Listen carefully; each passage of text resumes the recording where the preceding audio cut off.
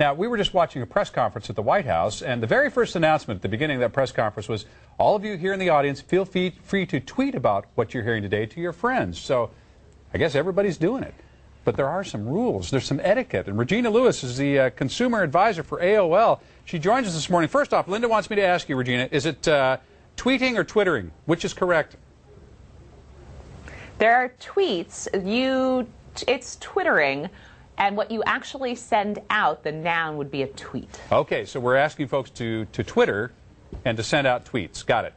All right. But we've had a lot of folks just recently getting in trouble with this. Now, we've had professional athletes here with the Chargers who were twittering from team meetings. That got them in trouble. We've had reporters over at ABC getting in trouble for tweeting about conversations they were having with the president that were so supposedly private. Where do we draw the line here?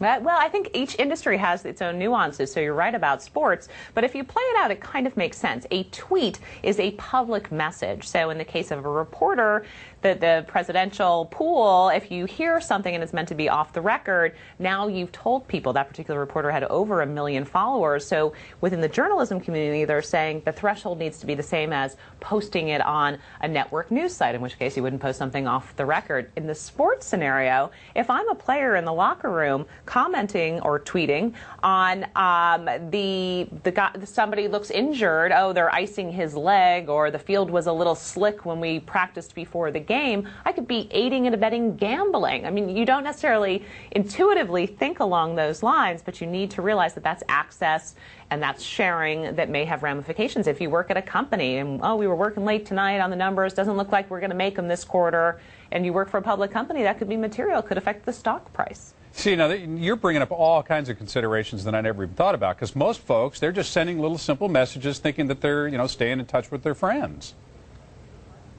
Well, here's where the lines blur. Most folks are doing that because social networking, which Twitter would fall under, or think Facebook and elsewhere, people merge their personal and professional lives. So take your profile, for instance. Most people say, all right, married, 2 kids, here are some photos, here's my pet, and here's where I work. The second you name your employer, some companies are now saying, you know what?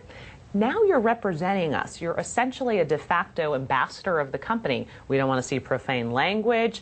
You need to represent us well. So, think about whether you want to do that or not, or recognize the fact that that is how it can be interpreted. It's really game-changing to name your employer, which is why some companies are advising, they're all scrambling to have something called an acceptable use policy as part of their code of business conduct, right in first person, so it's clear it's your point of view, not necessarily that of your employer. And if you have to, or if you're watching this and thinking, yikes, I might be calling it a little close, even post a disclaimer saying everything on here is, reflects my point of view, not necessarily that of my company or my organization. And it sounds like then, once we start putting these policies in writing, that this might become a legal issue down the road here. I suppose it could if you had confidential information, things that moved markets or revealed things that, that were slanderous. So you are responsible for what you tweet. Now, the easy solution, and one I don't think we're going to see, is just, that's it, it's off bounds. Now, some companies have made that call on company time, on company computers. But for the most part, if you take the reporter who had more than 1 million followers, that's good for the network. It's good for the shows he's involved with. For sports teams, this is cultivating a fan base. And so no one wants to leave that upside on the table. They just want to guard against the downside. Okay, final question then. Everybody here wants to know, how many followers do you have? I believe I have several hundred now, and I use Twitter to update my Facebook, and usually it's about articles that I think are interesting or this story because I know lots of people are talking about it. But that, you need to know why you're doing it and be really genuine and true and transparent about that. If you have a small business and you're trying to promote the fact that you've got a sale this weekend, that's fair game, and that could be a very smart and savvy way to use Twitter as a marketing vehicle. Okay, Regina Lewis, AOL Consumer Advisor, always great to talk to you. See you again soon. Thanks. Okay, thanks. Okay. And for more information, you go to san diego6.com, click on Hot Topics, and remember, you can follow us on Twitter and Facebook.